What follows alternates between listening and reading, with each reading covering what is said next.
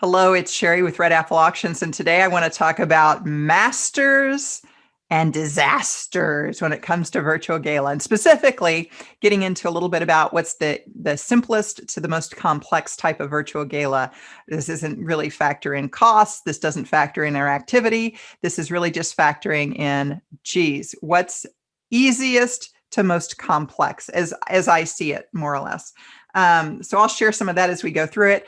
And there's been a lot here of sales calls that I've been doing recently. People are ramping up for 2021. And I think it's important to consider that last year I was really big on, just go forth and try it. It's 2020. You can't make a mistake. Everybody's experimenting. You want to get out there and show yourself. You want to be able to put forth a message because that's going to carry you through. That was kind of my big message last year.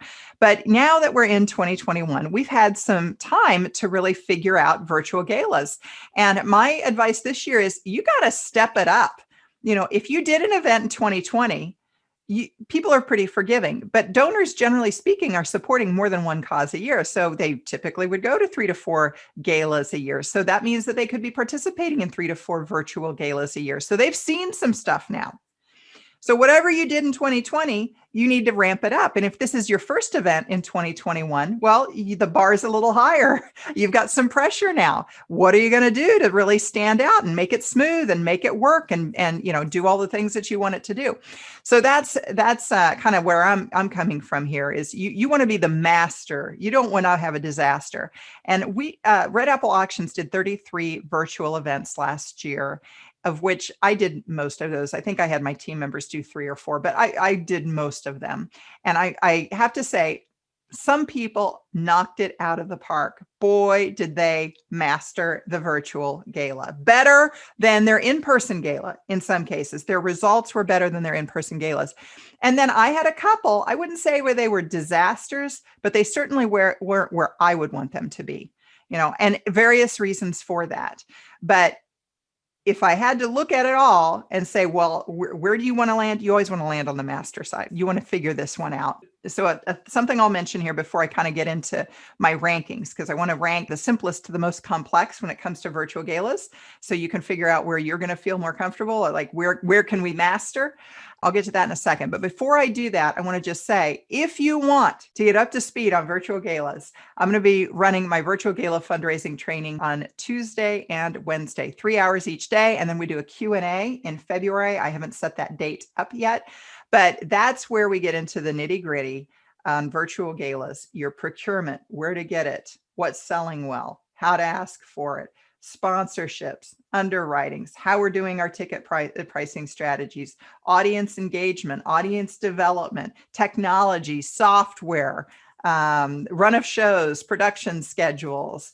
What else do we got? Volunteer roles. What do people have to be doing during all this time? Funda needs. How does that change? How do funda missions change in a virtual gala environment? What do you need to be doing here?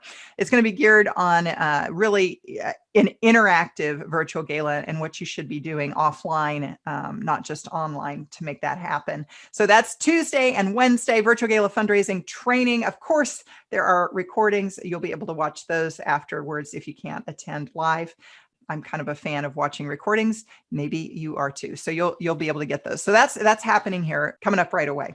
Master and disaster. So let's talk about these virtual galas. If you are a control freak and you don't want anything to go wrong with your virtual gala, the safest bet is to go with a pre-recorded virtual gala. Pre-recorded. All the videos are done in advance. A production company or a video company strings them together to create a show.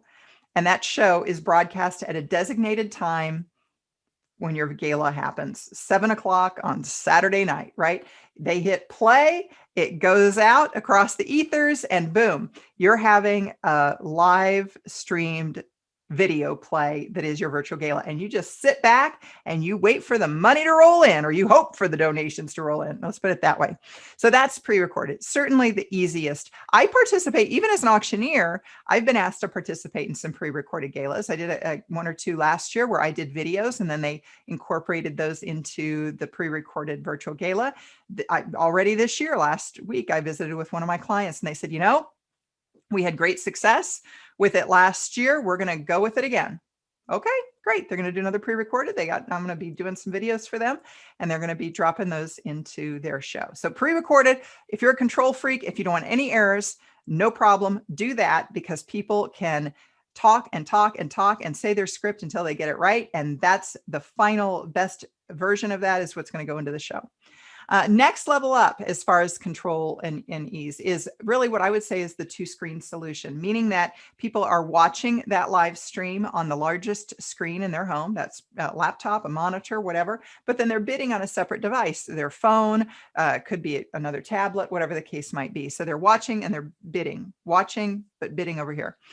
Two-screen solution, the reason I think that it's the next easiest to do is because typically you're in a studio with a production company, and the production company is managing all of it. So you may have two cameras, and you fade from one speaker, you go to the other speaker. Now those people might be speaking live, but very often they might be on a teleprompter. So they're just really reading.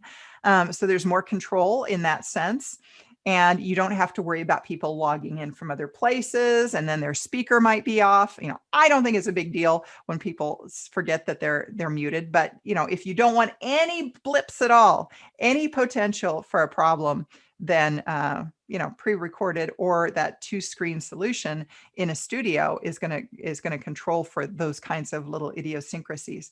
The other thing I like from an auctioneering standpoint on a two-screen solution that makes it easier for me is that there's less engagement that I don't have to worry about.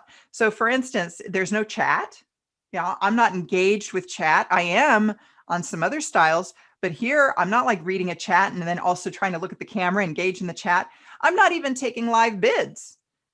Because in most cases for a two-screen solution, that becomes an online auction. So your silent auction is now an online auction, your live auction is now an online auction. And I'm just saying, hey, here's a great item, go bid on your phone, go bid online to go get that item. It's a lot easier for me because I'm not having to work as hard.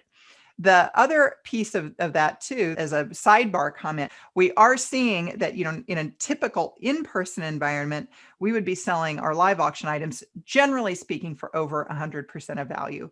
Many of you know, if you followed me for a while, that I pulled together every year. I haven't yet this year, but I pulled together an auction item guide that looks at all the prior year items that have, not all of them, but the top 100 that sold for over 100% of value. What was the most popular of all my events?